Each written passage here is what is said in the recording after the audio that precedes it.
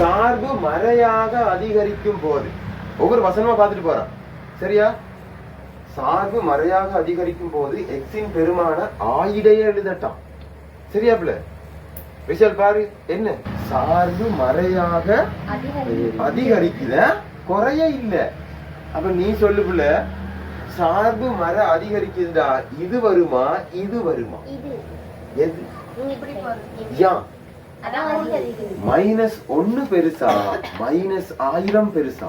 -1. இத ஞாபகத்துல வச்சுட்டா போதுண்டா. என்கோட்டின் வழியே என்ன பெருமானங்கள் அதிகரித்துக் கொண்டு இருக்கு. சரிதானே பிள்ளை? சய 2 சய 3 சய 2 சய 1 1 2 3 4 பெருசா. அப்ப மறை பெருமானம் அதிகரிக்குதான் பிள்ளை.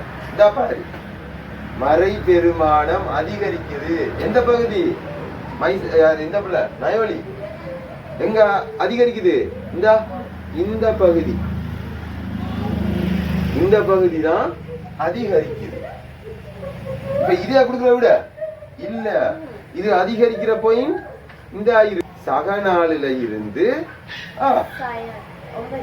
இல்ல இந்த துண்டு என்ன செய்யுது? குறையுது. இங்கன இருந்து பார்க்கணும் நீங்க. இதா இருக்கு. இதத்தான் என்ன செய்யணும்?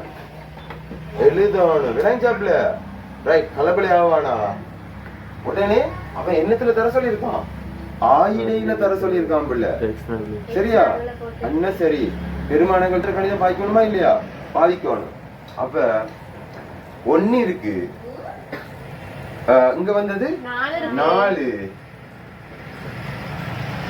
இதுக்குள்ள வர தெரியாத 1 விட பெருமானம் கூடுதானே? கூடுது. ஆனா 4 விட குறையுது. இதை எழுதுனீங்கன்னாக்கே உங்களுக்கு மார்க்ஸ். விளைஞ்சா பிள்ளை?